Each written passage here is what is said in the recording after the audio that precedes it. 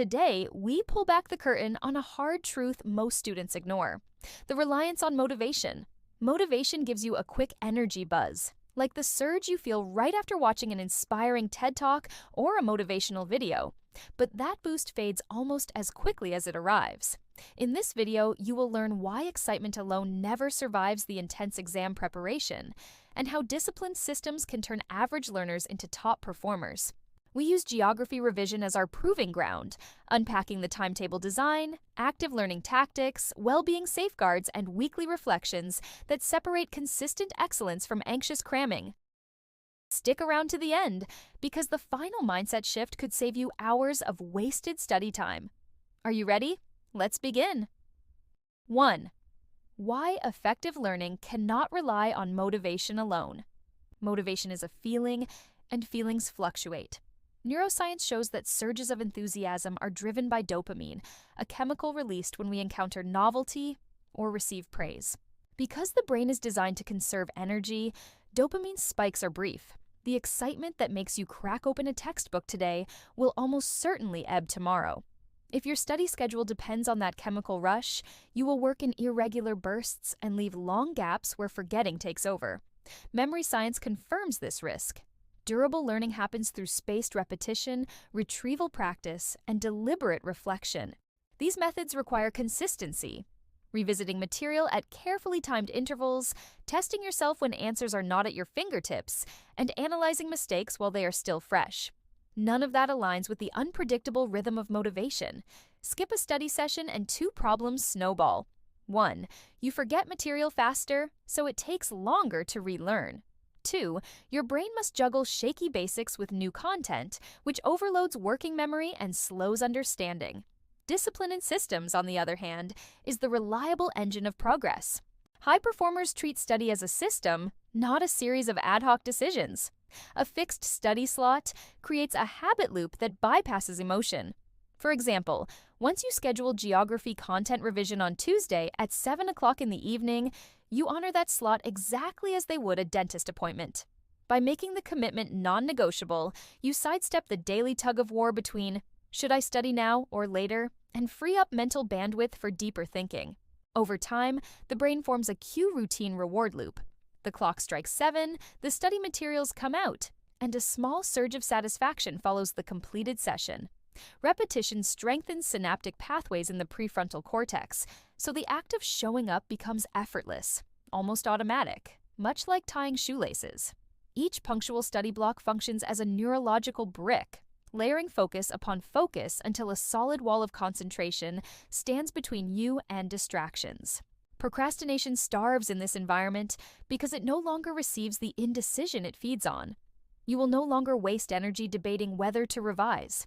Instead, that energy is redirected toward grappling with the complex content you are learning. Gradually, the locus of excitement shifts. Instead of asking, "Will I manage to study tonight?"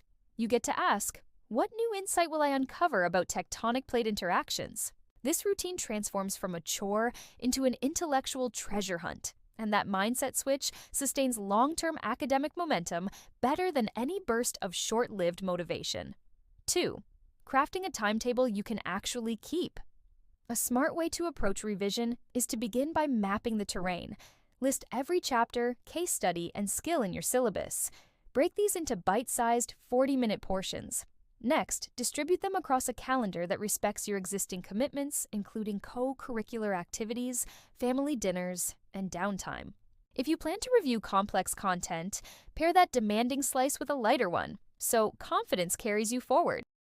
Treat the timetable as a flexible, living document. When an unexpected school event arises, reschedule the affected slot within the same week instead of letting the plan unravel. 3. Practice active learning. Transform your learning input into usable output.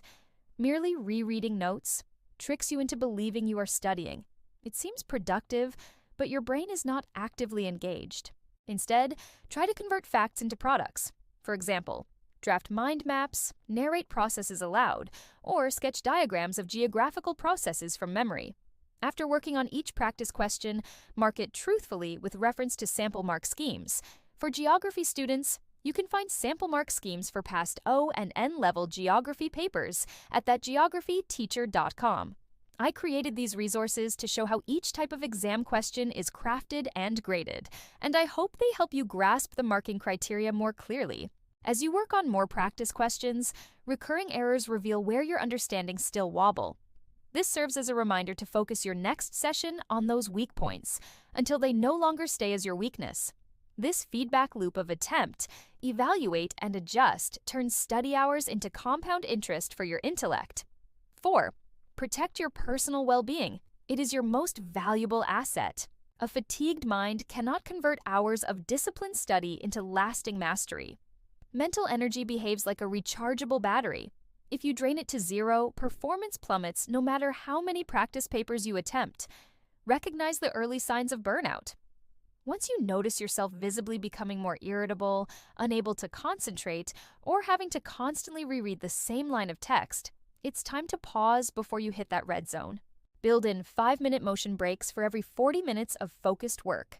A short corridor walk, a set of shoulder rolls, or a quick bout of star jumps does more than wake up stiff muscles. Movement increases blood flow to the brain, delivers a fresh supply of oxygen and glucose, and resets dopamine levels, all of which sharpen attention for the next study block. Think of these micro-workouts as hitting the refresh button on your mental browser. Additionally, protect your 7 to 8 hours of nightly sleep. During slow-wave sleep, your hippocampus transfers facts and concepts into the neocortex, rewriting short-term data into stable long-term memory. REM stages then link those memories into wider neural networks, improving creative problem-solving. Cutting sleep by even an hour shrinks this consolidation window, leaving knowledge fragmented and retrieval slower the next day. Apart from sleep, your diet plays an important role too. Try fueling study sessions with foods that release energy at a steady rate. Oats, eggs, wholemeal bread, nuts, yogurt, and fresh fruit keep blood glucose levels on an even keel, preventing the spikes and crashes that follow sugary snacks or energy drinks. Pair complex carbohydrates with protein and healthy fats, and keep a bottle of water within arm's reach to avoid the concentration slump that accompanies mild dehydration. Caffeine can help, but treat it as a strategic booster early in the day rather than a late-night crutch. Note that no amount of clever study hacks will compensate for an under-rested brain, tense shoulders, and nutrient-starved cells. Regular physical exercise, be it jogging, swimming, or a brisk evening walk, improves cardiovascular health and neuroplasticity, effectively ensuring that the brain can operate at peak efficiency. 5. Allocate time for your personal weekly reflection. Try setting aside a weekend evening for a debrief with yourself. Examine metrics such as practice paper scores, recall speed for case study facts, and the number of pages mastered. Which techniques delivered the most comprehension per minute? Which questions stumped you twice? Use your answers to these reflection questions to recalibrate the coming week's timetable, allocating extra slots to problem areas and trimming techniques that offered little return. Finally, celebrate quantifiable wins. Acknowledge your improvements, such as completing a diagram showing geographical processes from memory or explaining impacts of geographical phenomenon by including all the relevant geographical keywords. Such recognition anchored in evidence of improvement transforms motivation from a fleeting mood into a reliable feedback loop that powers sustained improvement. We have covered a lot of ground together: strategies, habits, and mindsets that can transform the way you learn. So, let's take a deliberate pause. First, we recognize that motivation may ignite the first spark, but discipline keeps the engines running. Next, we discussed about how you can anchor your learning with a realistic, adaptive timetable and attack each topic with active practice. Then, we addressed the importance of guarding your health like an asset.